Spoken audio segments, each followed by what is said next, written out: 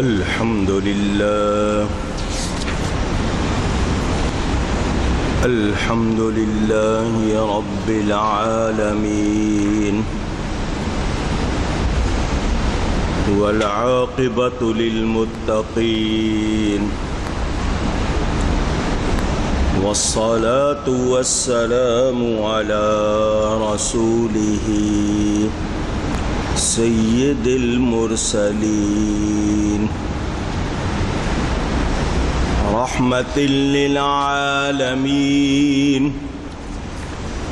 شفیع المذنبین سید الاولین والآخرین سیدنا و مولانا محمد رسول رب العالمین وعلى آلہ وصحبہ اجمعین اما بعد فاعوذ باللہ من الشیطان الرجیم بسم اللہ الرحمن الرحیم سبحان الذی اسری بعبده لیلا من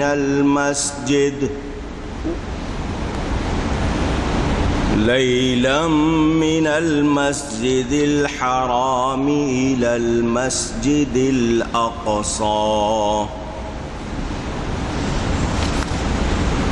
الذي باركنا حوله لنريه من آياتنا إنه هو السميع البصير صدق الله العلي العظيم محبت کے ساتھ ایک مرتبہ دروشی پڑھ لیجئے اللہم صلی علی سیدنا و مولانا محمد معدن الجود والکرم وآلہ وصحبه وبارك وسلم الصلاة والسلام عليك يا رسول الله الصلاة والسلام عليك يا حبيب الله الصلاة والسلام عليك يا رحمة للعالمين وعلى آلك وأصحابك يا شفيع المذنبين حمد و صلاة کے بعد قرآن کریم کی سورہ بنی اسرائیل جس کا ایک نام الاسراء بھی ہے، اس کی پہلی آیت آپ کے سامنے برکت حاصل کرنے کے لیے تلاوت کی ہے۔ آج پاکستان میں چاند کے حساب سے 27 رجب المرجب ہے، اور جو رات گزری ہے وہ لیلۃ الاسراء والمعراج، جس کو اردو والے شب معراج کہتے ہیں۔ حضور اکرم صلی اللہ علیہ وآلہ وسلم سفر معراج پر تشریف لے گئے۔ گزشتہ شب یہاں جلسہ تھا اور 2.5-3 گھنٹے بیان ہوا ہے۔ واقعہ سارا سنا چکا ہوں، کچھ باتیں ابھی کروں گا۔ وما توفیقی الا باللہ العلی العظیم۔ قرآن کریم نے اس سفر کے بارے میں جو بات کی ہے وہ یہ کہ یہ سفر کیوں کرایا گیا، تاکہ اپنے اس عبد مقدس کو اپنی نشانیاں دکھائیں۔ بعض نشانیوں کا تعلق دیکھنے سے ہے، اور یہاں آیاتنا سے پہلے من کا لفظ لگا ہوا ہے، جس سے مراد بعض ہیں، یعنی تمام نہیں، کچھ نشانیاں۔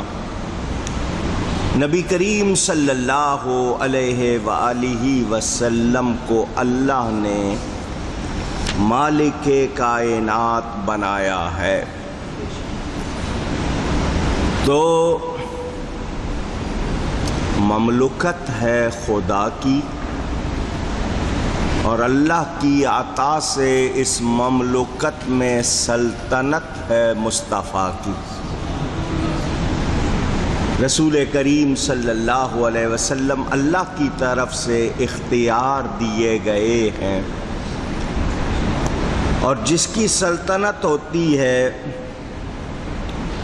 وہ اپنی سلطنت میں دورہ کرتا ہے۔ اللہ تعالیٰ نے ان کو بلا کر ساری کائنات دکھائی۔ حضور اکرم صلی اللہ علیہ وسلم کا یہ سفر رات کے وقت ہوا، اور رات کے تھوڑے سے حصے میں ہوا۔ سفر بہت طویل ہے، وقت بہت کم لگا۔ زمانے کے لیے وہ وقت چاہے کتنا ہو، اندازے میں ہو، یقینی ہو، ہمیں اتنا معلوم ہے کہ کائنات کو روک دیا گیا تھا، سارا نظام روک دیا گیا تھا، وقت تھم گیا تھا۔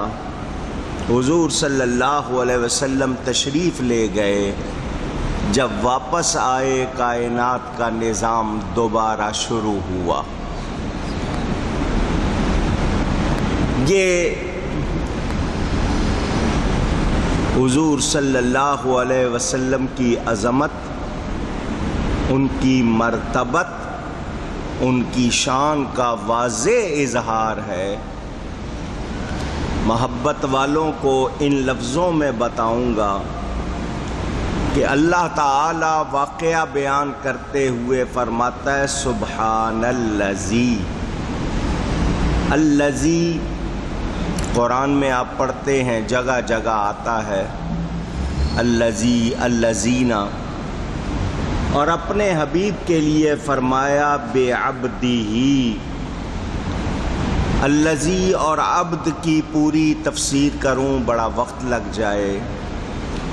اللہ تعالی نے گویا کیا فرمایا، میں الذی کے پردے میں ہوں، تو عبدیت کے پردے میں ہے، معراج کی رات آ جا، میں اپنا پردہ ہٹا دیتا ہوں، تو اپنا پردہ ہٹا دے، میں تجھے دیکھ لیتا ہوں، تو مجھے دیکھ لے۔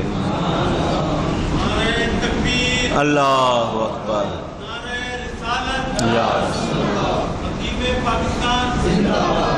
نبی کریم صلی اللہ علیہ وآلہ وسلم کا اصلی حسن، جمال ظاہر نہیں ہوا، اس لیے کہ اگر وہ ظاہر کرتے تو دیکھتا کون، دیکھنے کی تاب کس میں تھی۔ اللہ تعالی جسم سے، جسمانیات سے، مکان سے، مکانیات سے، زمان سے، زمانیات سے پاک ہے۔ اس نے اپنے حبیب کو لا مکان میں بلوایا۔ اس کو لا مکان اسی لیے کہتے ہیں کہ وہاں کوئی مکان نہیں۔ مکان سارے مخلوق کے لیے ہیں، اللہ کے لیے کوئی مکان نہیں۔ اسی لیے اعلیٰ حضرت فرماتے ہیں وہ نبی ہے جس کے ہیں یہ مکان، وہ خدا ہے جس کا مکان نہیں۔ حضور اکرم صلی اللہ علیہ وآلہ وسلم کو لامکان میں بلا کر یہ بھی بتا دیا کہ یہ مکان کے محتاج نہیں ہیں، یہ صرف اور صرف اللہ کے محتاج ہیں۔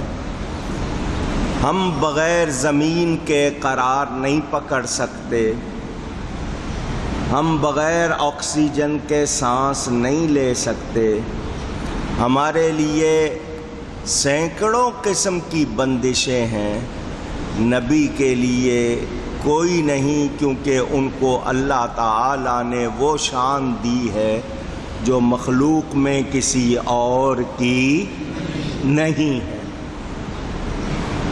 کچھ لوگ یہ کہتے ہیں کہ بشر ہو کر عرش پر کیسے چلے گئے، ان کو اب تک جانے پہ تعجب ہے، مجھے ان کے آنے پر تعجب ہے۔ ان کو یہ تعجب ہے کہ وہ چلے کیسے گئے، مجھے یہ تعجب ہے کہ وہ اللہ کے جلووں میں رہنے والے 63 برس دنیا میں کیسے گزار گئے۔ اپنی اپنی سوچ ہے، اگر اپنے اوپر قیاس کریں، اپنے جیسا سمجھیں تو پھر لازمی بات ہے اسی طرح کی باتیں وہ کریں گے۔ ہمارا کہنا یہ ہے کہ وہ بے مثل ہیں، بے مثال ہیں، اللہ نے انہیں ایسا بنایا، ان جیسا کوئی اور نہیں ہے۔ سائنس آج جو کچھ ثابت کر رہی ہے اس کو ہمارے نوجوان بڑی جلدی مان لیتے ہیں، لیکن نبوت کی شان کی بات ہو تعجب کرتے ہیں۔ حضرت سیدنا ابو بکر الصدیق رضی اللہ تعالی عنہ کو صدیق کا لقب ملا ہے، سچ کہنے والا جو جھوٹ کہتا ہی نہ ہو۔ قرآن میں ہے یوسف ایھا الصدیق، ان کا لقب ہی صدیق اللہ ہے، یوسف علیہ السلام کا۔ امت مصطفیٰ میں بہت سچ بولنے والے ہیں، مگر صدیق اکبر صرف حضرت ابو بکر ہیں رضی اللہ تعالی عنہ۔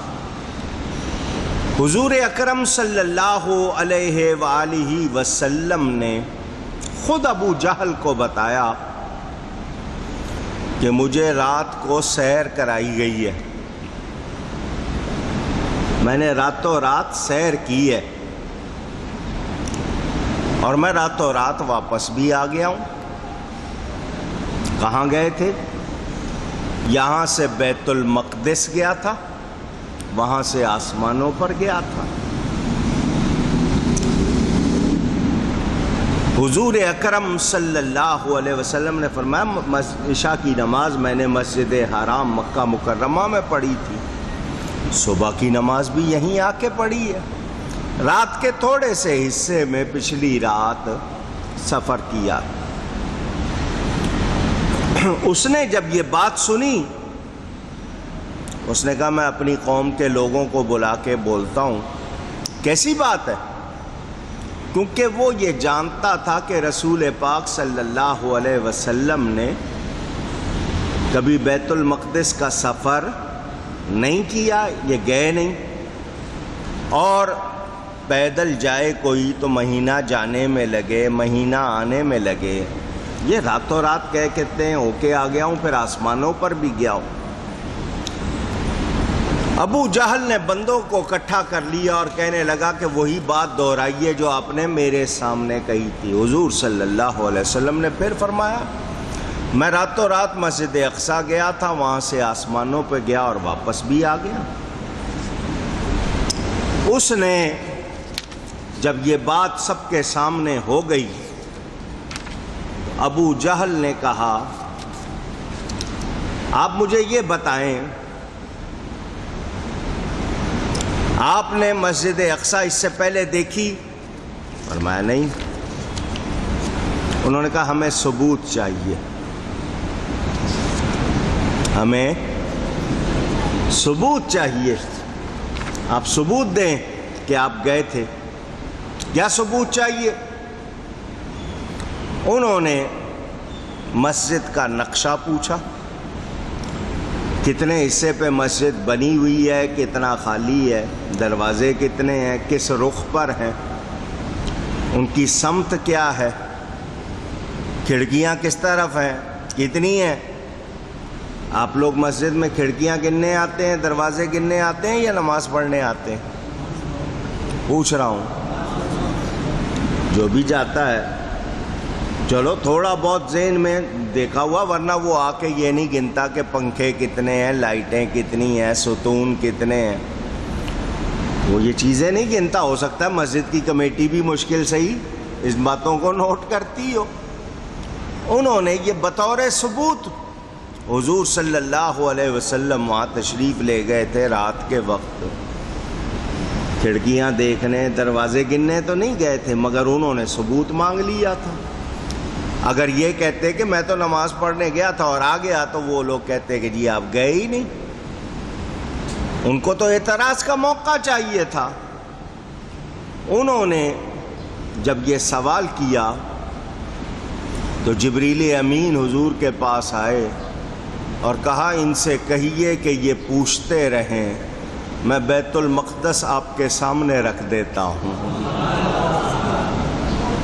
وہ مسجد اقصی حضور کے سامنے لے آئے، کافر پوچھتے جاتے تھے، نبی پاک بتاتے جاتے تھے۔ ان کے پاس یہ بھی گنجائش نہ رہی کہ وہ یہ اعتراض کر سکیں۔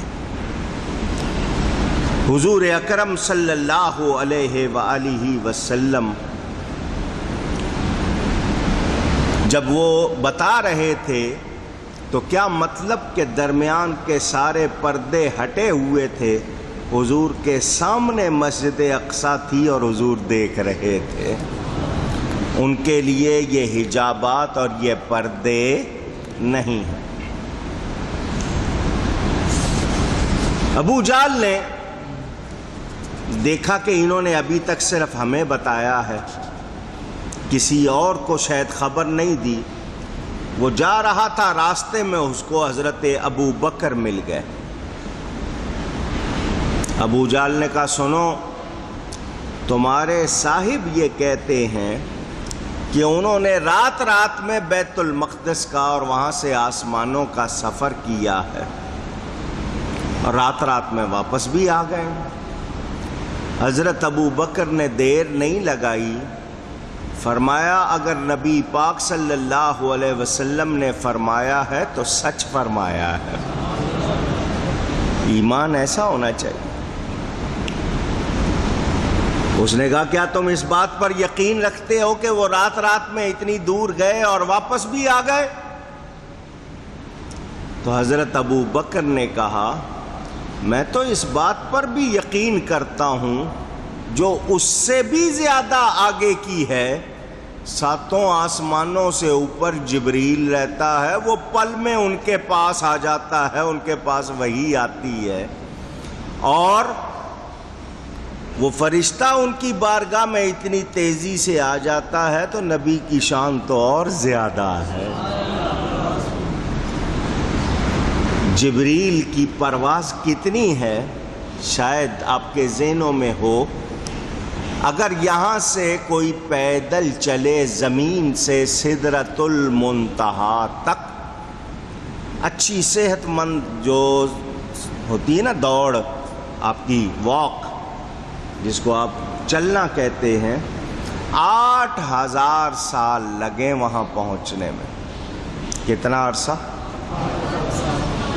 8000 سال لگے اگر کوئی پیدل چلے، اتنا فاصلہ ہے۔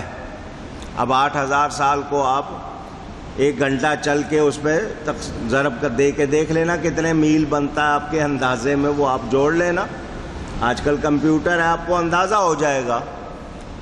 اتنا فاصلہ ہے سدرۃ المنتہا کا، جبریل کتنی دیر میں آتا ہے وہاں سے؟ پلک جھپکنے سے پہلے، پلک جھپکنے سے پہلے آ جاتا ہے۔ یہ وہ ہیں جبریل امین جو میرے نبی کے نور سے بنے ہیں۔ جب ان کی رفتار اتنی ہے، میرے آقا کی رفتار کتنی ہوگی؟ اور یہ سفر ہوا ہے براق پر۔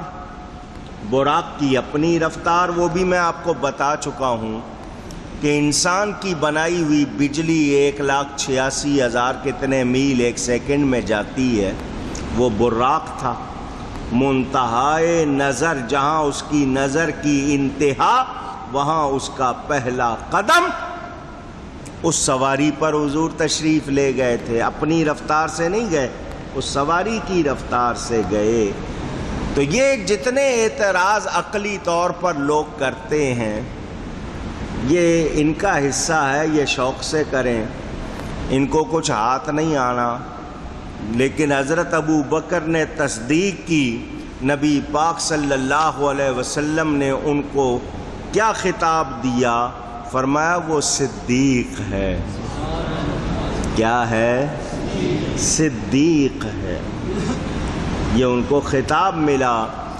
اور قرآن کہتا ہے والذی جاء بالصدق وصدق به اولئک هم المتقون، وہ جو سچ لے کر آیا اور وہ جس نے اس سچ کی تصدیق کی، یہی اللہ سے ڈرنے والے ہیں۔ حضرت علی کرم اللہ تعالی وجہ الکریم، یہ بات سیرت حلبیہ میں ہے، قسم اٹھا کر یہ بات کہتے تھے کہ حضرت ابو بکر کا لقب صدیق آسمان سے نازل ہوا ہے۔ ان کے درمیان کتنی محبت تھی اور کتنا تعلق تھا، اس سے ہی آپ اندازہ کر سکتے ہیں۔ حضور اکرم صلی اللہ علیہ وآلہ وسلم نے کائنات کا مشاہدہ فرمایا۔ اللہ تعالی